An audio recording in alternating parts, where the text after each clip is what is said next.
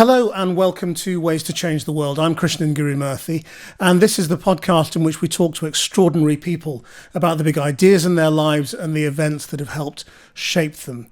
My guest this week is becoming an increasingly familiar figure on our TV screens and on the radio, airwaves and social media because she's one of the key voices, one of the key political voices coming out of Ukraine since the invasion in February by Russian forces. Lesia Vasylenko was the daughter of Ukraine's ambassador to the UK, so she spent a lot of time in this country. She also studied here before becoming a human rights barrister and then going into politics. She's a mother as well, but her children aren't with her. And I'm really glad we've been able to arrange this, Lesia. Welcome to the podcast. Hello, and it's a pleasure to be with you. So, first of all, how are you? Well, I'm great because I'm at home, I'm in Kiev, and every time I'm here, this gives me a sense of strength and a sense of calmness, despite all the air sirens, which can hit you even in the middle of the night. But still, home is home. And I feel right about being here. But you don't have your children with you. That must be very difficult. No, I do not. And it's a sacrifice that I had to make, that my family had to make. I am on this path of serving my people as a member of parliament. And I take this duty very seriously with full responsibility. And for that, unfortunately, I have to spend less time with my children, for them also to be in safety, because the other sacrifice, of course, is not keeping them here next to me, but actually keeping them away and out of the country where they can be safe and where they can have a normal childhood, really. What's the situation in Kiev now? Because the war is supposed to be much more contained to the east. Does it feel safer? Apart from last week when we had 4 missiles hit a train depot on the left bank of Kiev, and apart from the sirens which are sounding every so often and people reporting seeing missiles fly over their balconies, apart from that, Kiev is absolutely safe. So how do things feel to you now? I mean, the war has had an intense period, a high peak, and it now seems to have reached something of a plateau. How do you see the current situation? For me, it's like reliving 2014 and 2015 all over again. I mean, Russia's war against Ukraine, Russia's aggression against Ukraine has started 8 years ago. And it escalated to really unprecedented levels just over 100 days ago. 2014 was pretty much the same. There was intensive fighting in the months of April, May, and all through the summer. And then slowly, it all went into the format of a protracted conflict, as they call them. And I think that Russia is actually playing the same kind of game again. They're trying to pull Ukraine into this protracted conflict and to wage a war of attrition, really. A war of attrition, meaning that they are trying to tire Ukraine out. But at the same time, the Russians are also tiring Ukraine's allies out. Yes, I mean, and that is the point, isn't it? That I think, that there is it feels like there's a real danger now that the war is falling down the news agenda around the world as it falls into a pattern that people are now used to.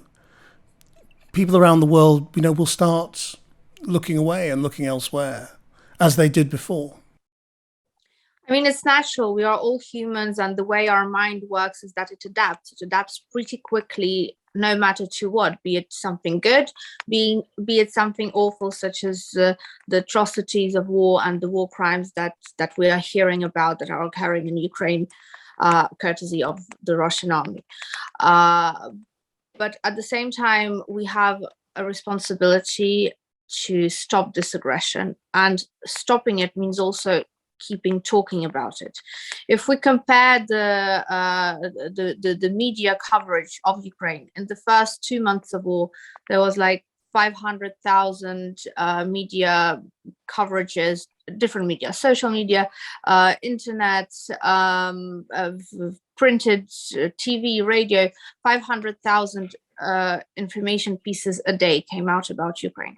Now it's only around 70,000.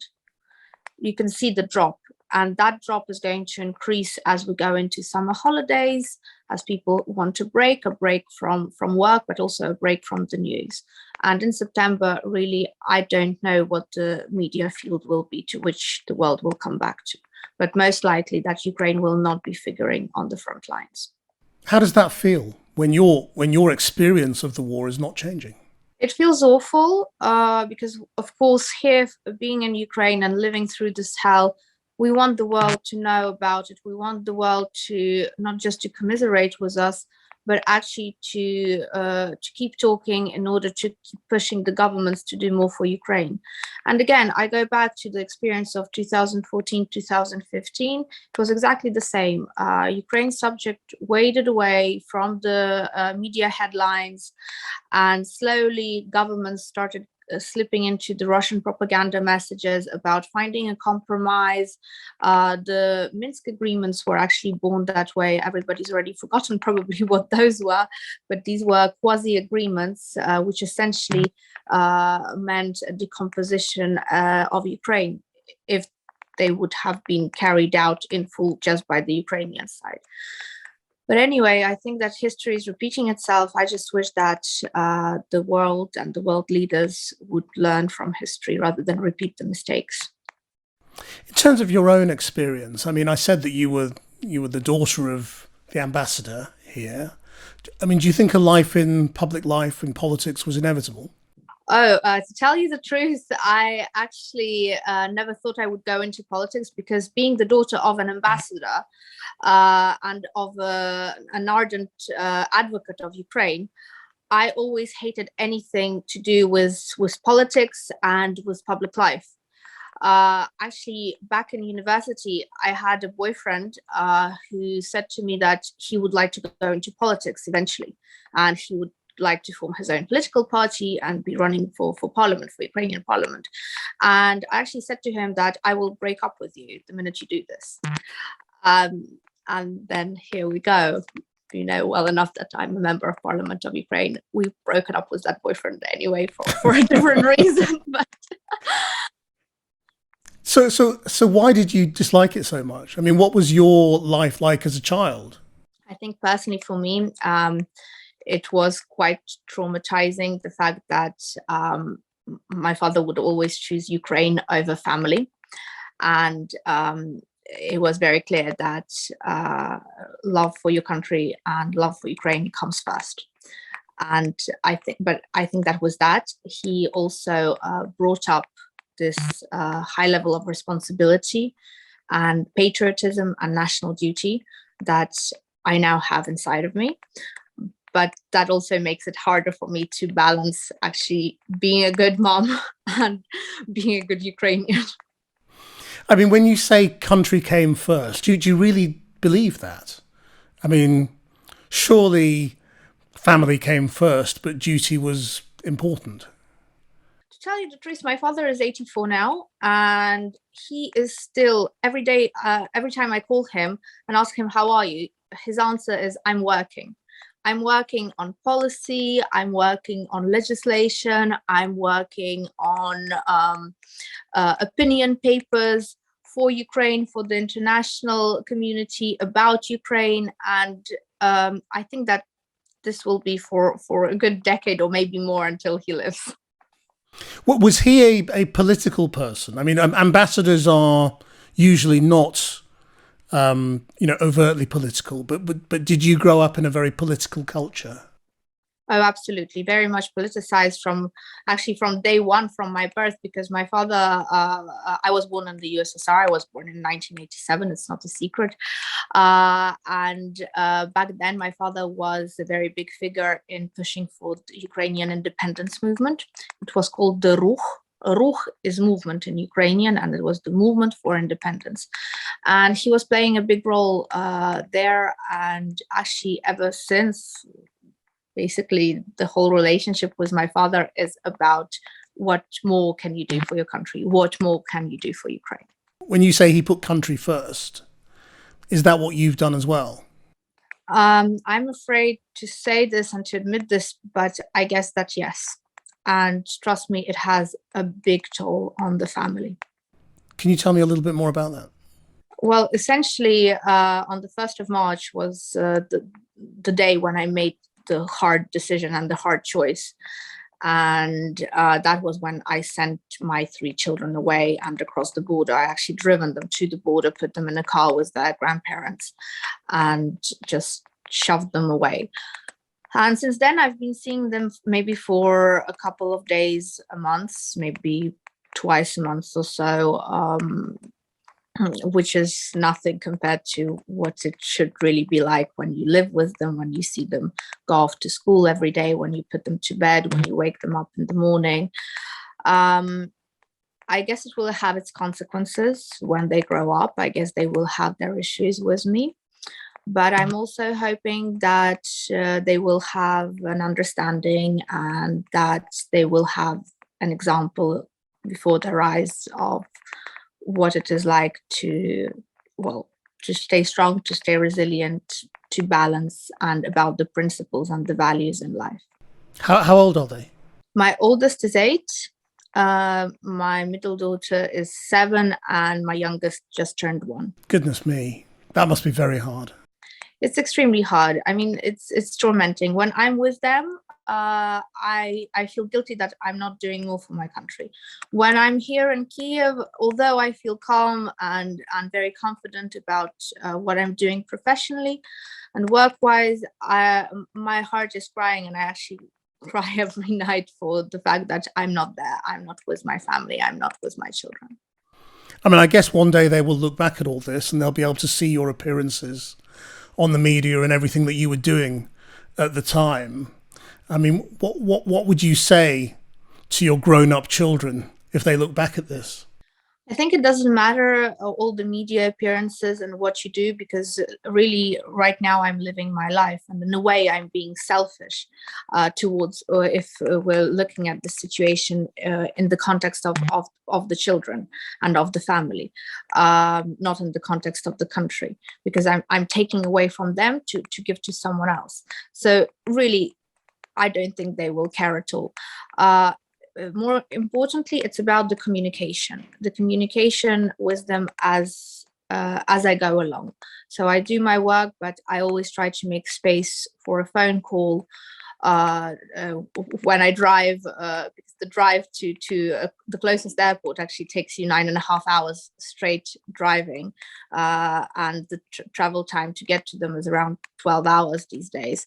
So usually when I'm on the road, I spend the 9 hours talking to them, either reading fairy tales to the youngest or talking with the oldest, which can sometimes take like 1 hour, 1.5 hours. Thank God for technologies, right? Because if we weren't living in 2022, even if it was 2 decades ago, this would not have been possible. But thank God for technologies, and that allows for the communication to be there. And I think that the trickiest part is actually finding that time and finding that balance to be able to talk to them, to talk through every single step, what I'm doing, what my life is like, why I'm doing this, why it's so important for them, why it means that I still love them at the end of the day, and it doesn't mean that I'm taking anything away from them and that I wish I'd be there with them. It's about communication. It's about speaking it out in so many words. So let's explore why you are doing this. Why I'm doing this? Because I cannot not do it.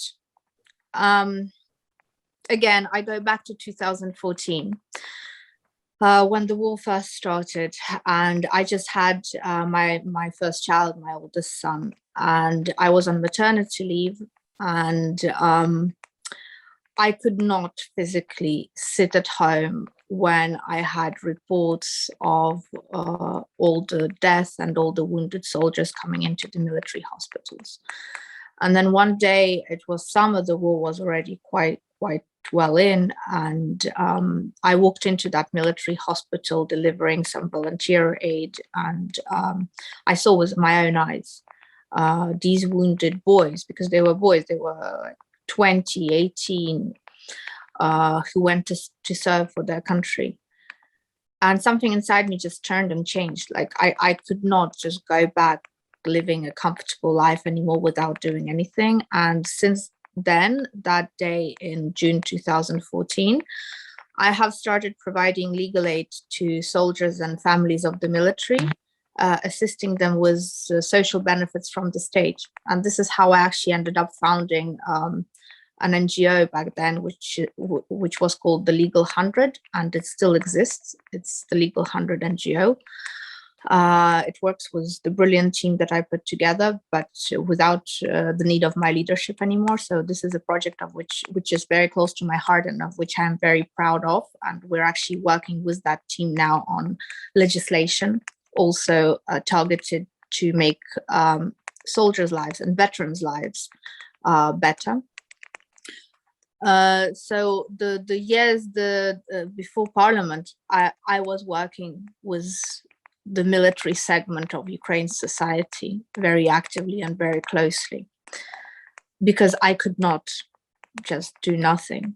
And Had the plan before that been to be a sort of a regular lawyer? I mean, when you say you couldn't just live a comfortable life, and, you know, bearing in mind what you'd said about not wanting to be in politics when you were younger, you know, had the original plan been, you know, go and live a comfortable life as a lawyer, maybe doing corporate work or whatever it was? What was the plan? Oh, absolutely.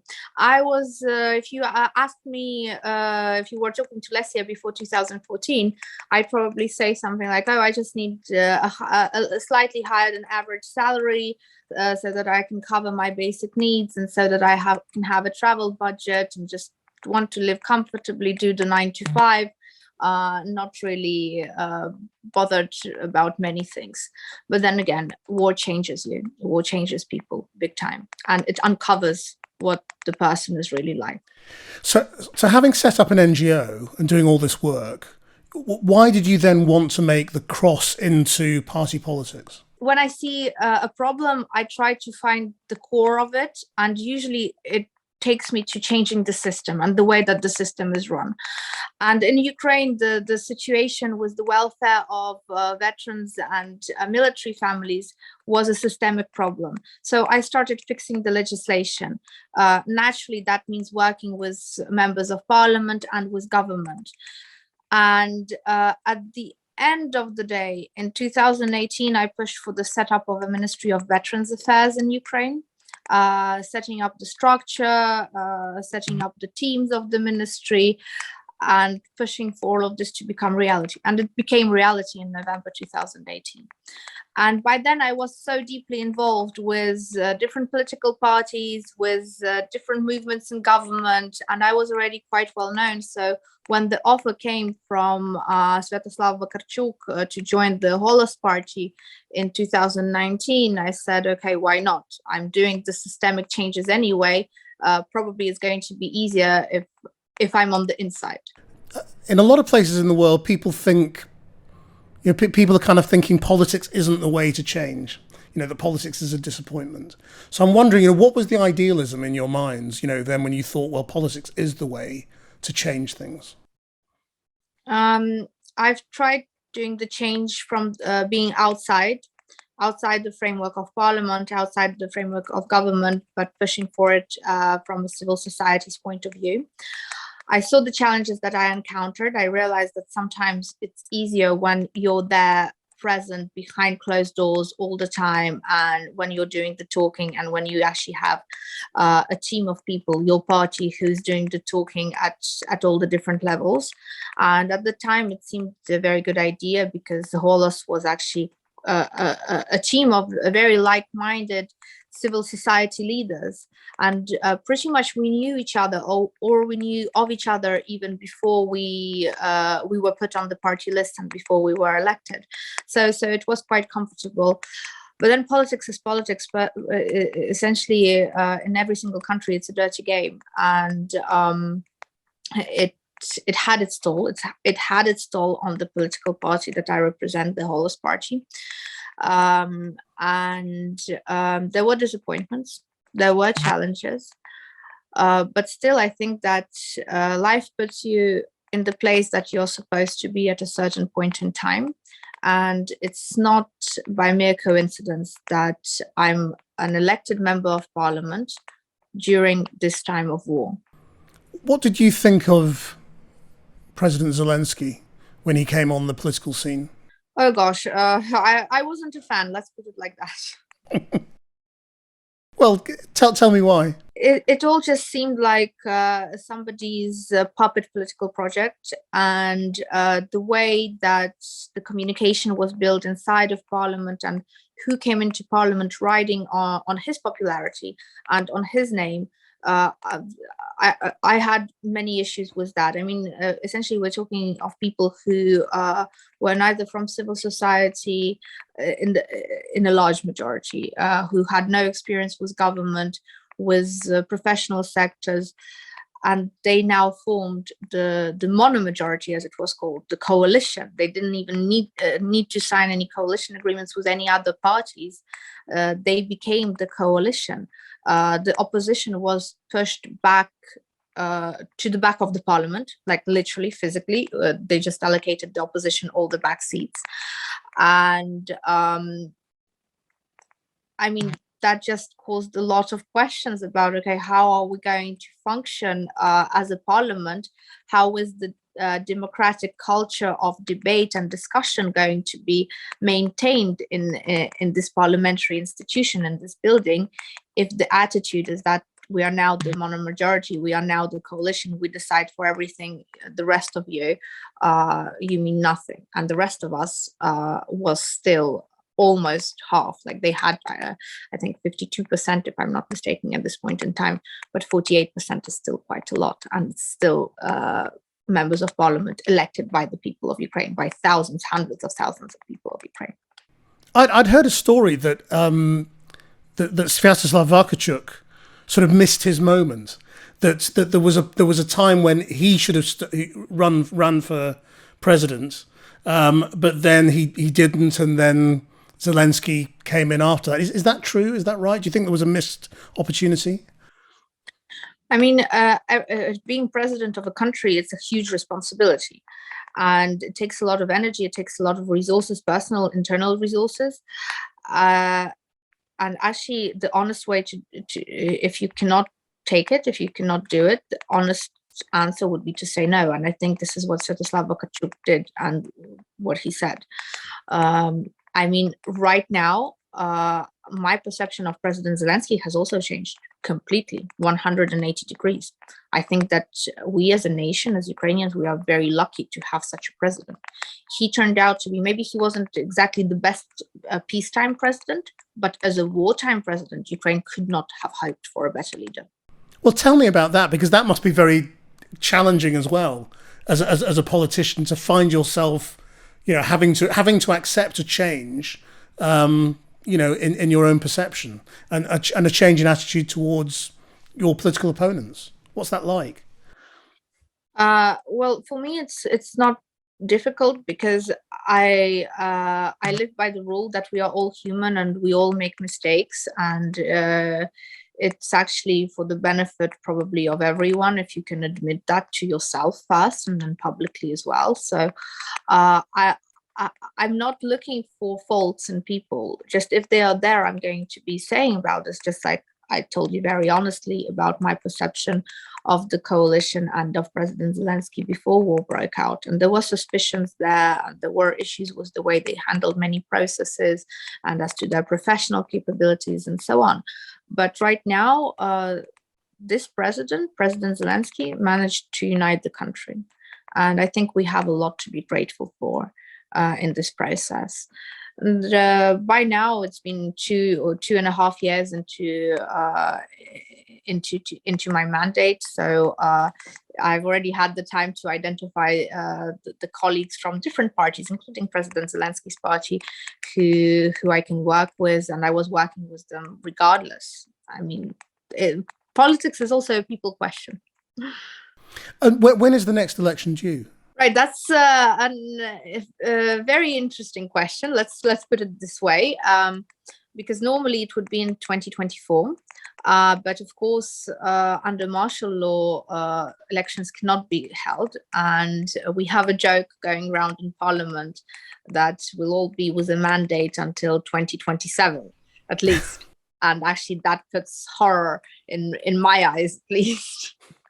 Well, I mean, that tells you something about how you see this war going on. What do you think is going to happen? Russia's going to try to drag it out for as long as they can, because they know that the longer this war lasts, the more chance they have at winning, because the West will traditionally grow tired. We've discussed this a bit in the beginning of the show. And the attention span will become less and less, and Ukraine will fade away from the headlines. And of course, the support will fade as well, because if the information is not out there, the people don't put pressure on their governments to help Ukraine and Ukrainians. So a win for Russia, because then they can come back into the media sector, into the media sphere with their narrative saying that, oh, come on, look, life has become so expensive. It's winter time. The energy resources have increased in price. The prices have grown. The solution is here. We're able to offer you everything for the prices to go back to normal. Just come back to doing business as normal with us. Forget about Ukraine. So this is probably the narrative that we will be seeing in autumn, and this is what Russia is going for. So for us, for Ukrainians, and actually for the global community, I think it's in all our interests to make sure this war ends as quickly as possible with victory for Ukraine, and not just for Ukraine, but with victory for democracy. What does victory mean?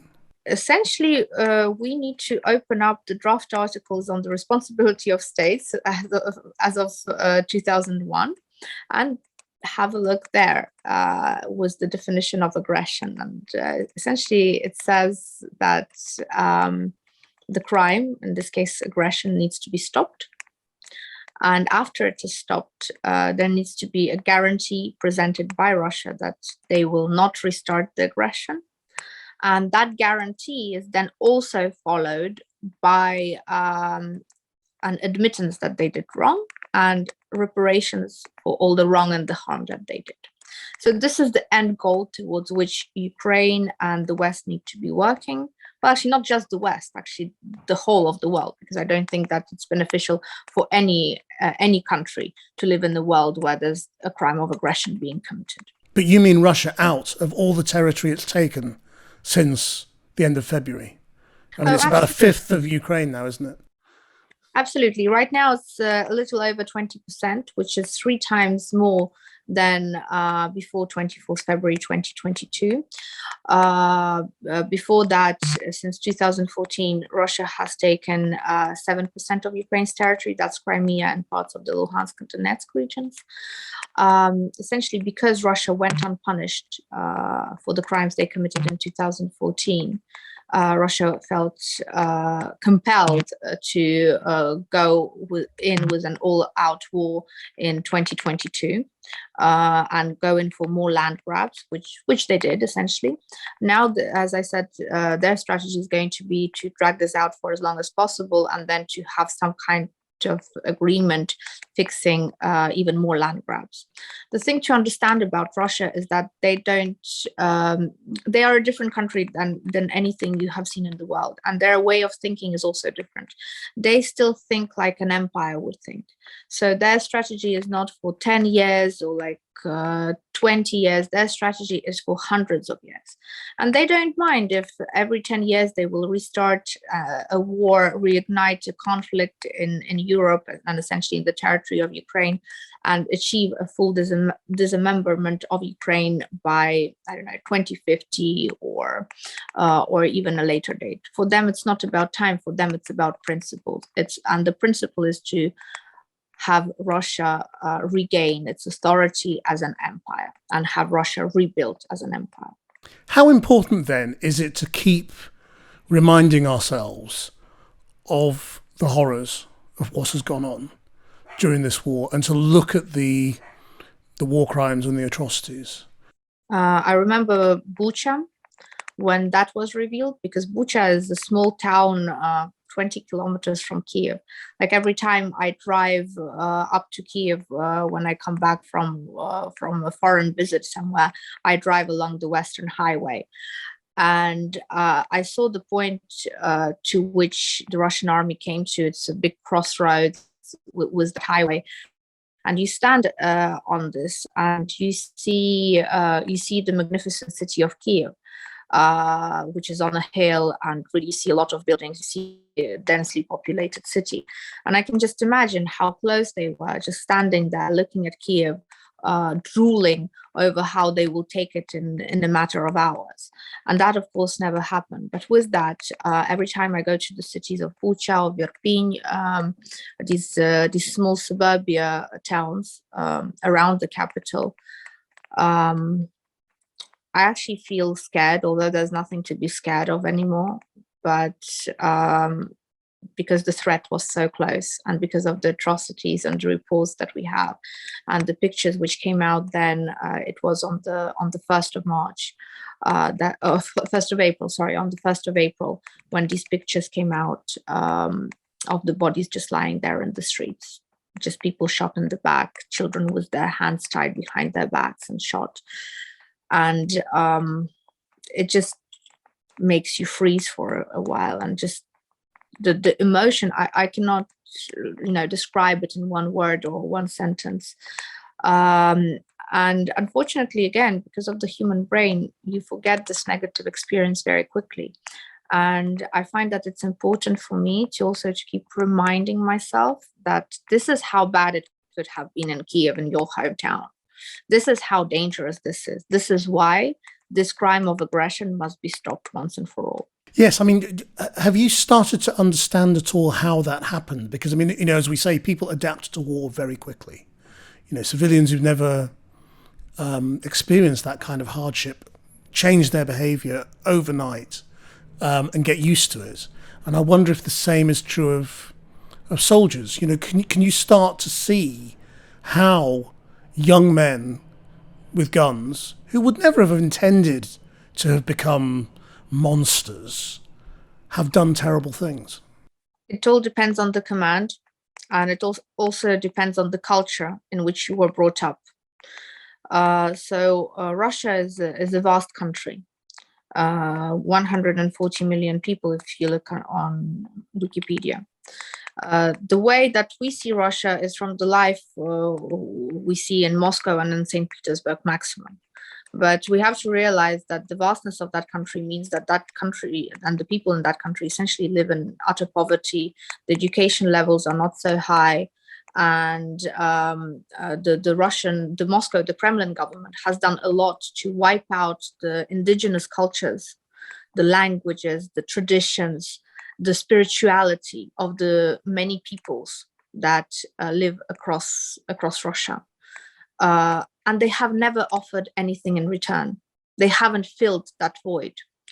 So essentially, you have people living in utter poverty for whom the solution is actually to join the army. That is their ticket to a better life, where at least they will be fed and where they will be clothed. And the culture in that army is one of a horde, just an army which just comes in for the kill and wipes everything and everyone out. Then you have to understand Russia's attitude towards Ukraine. Russians always viewed Ukrainians as an inferior nation. Even the educated Russians in Moscow and St. Petersburg, they sort of looked on at Ukraine and Ukrainians as, oh, you're our little brothers and sisters. What can you know? We're the big guys. We're the big empire. We're the educated ones. And you, well, you're inferior. This is what they are taught from school, from kindergarten, when they are told that Moscow came first and then it was Kiev and the Kievan Rus, when in fact there's a difference of several hundred years, several centuries between Kiev and Moscow. And Kiev is the mother of Moscow. When Kiev was thriving as a city, as a capital, when international relations were being forged between the Kievite princes, Moscow was essentially just swamps and woodlands. And that's a fact which is not just proven by Ukrainian historians. You can have reports in the archives of Swedish kings about this. You can have reports and read reports about this in many different historical archives of European nations across the EU countries. But Russia has a hard time accepting that. And when you have this understanding that they look at us as a mistake of life and as a mistake of history, you can pretty well imagine how easy for them would be to just say, these people don't have the right to live, we're superior to them. Do you hate them now? Hate is a strong word. What I would say that I would wish to have a neighbor who lives by the rules of international law. And I would love to live with a civilized neighbor and not to have to spend the resources and allocating the budget of my country to military. I would rather love to be allocating the budget resources of my country to education, to medicine, healthcare, to humanitarian development, culture.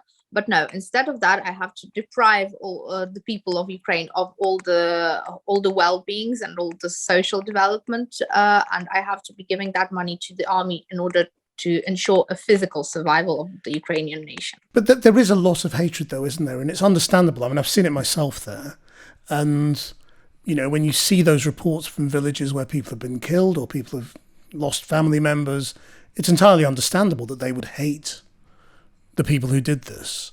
And I just wonder whether that, you know, that can't go, can it, for decades?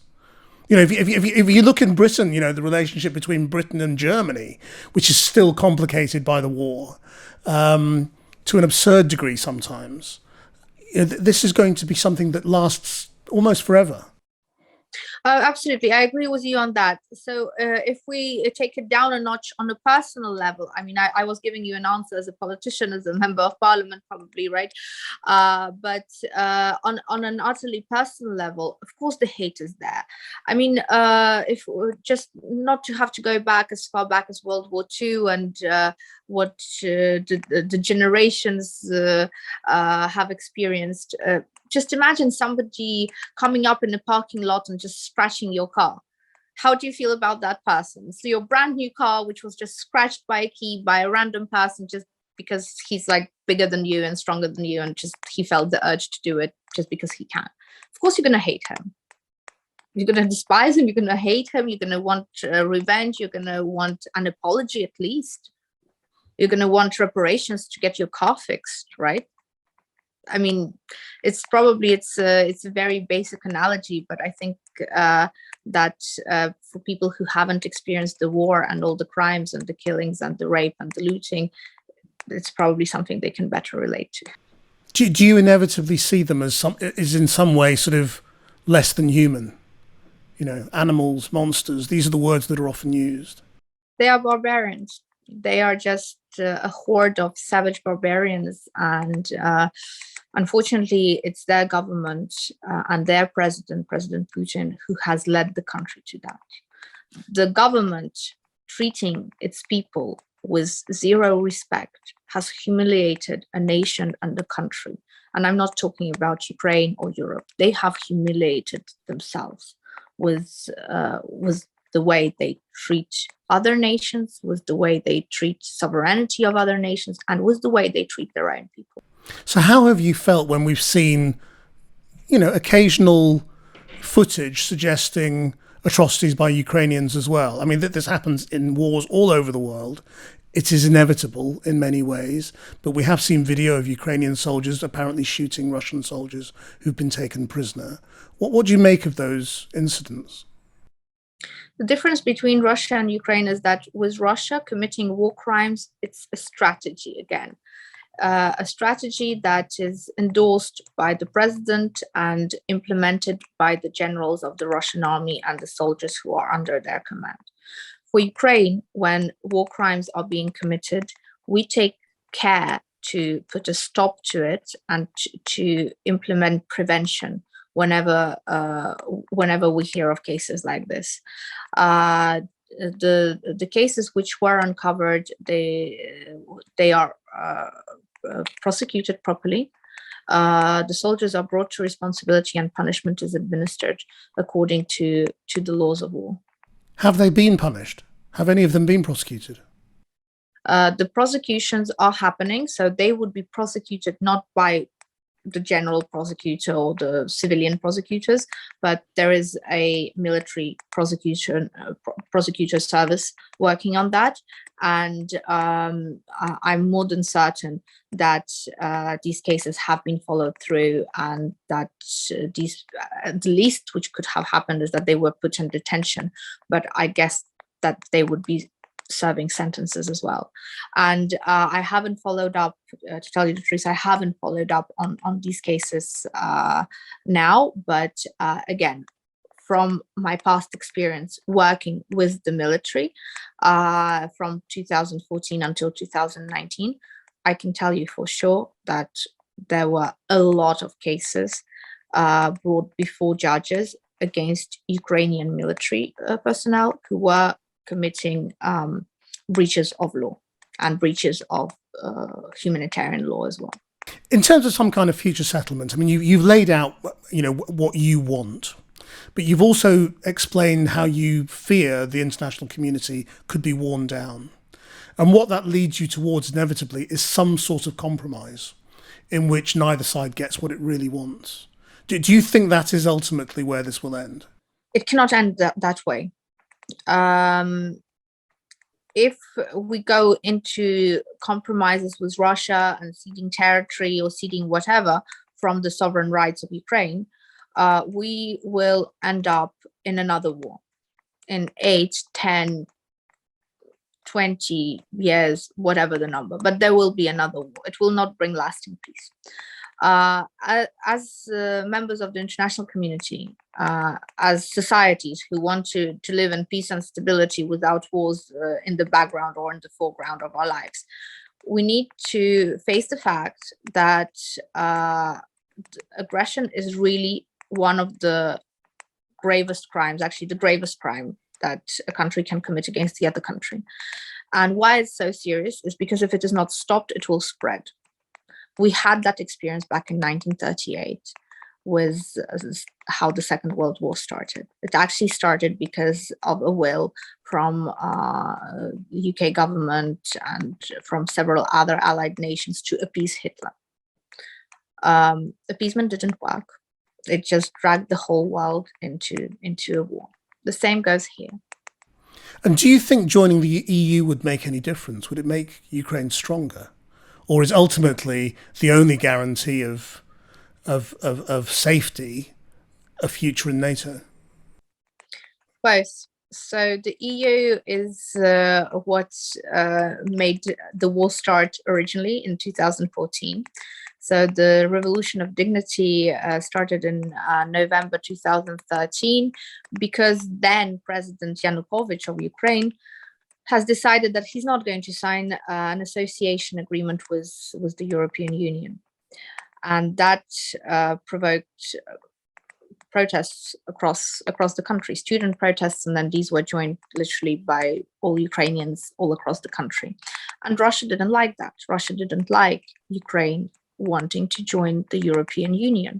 So they annexed Crimea in 2014, in February 2014, and then they started waging war in the east of Ukraine and the Donbass region.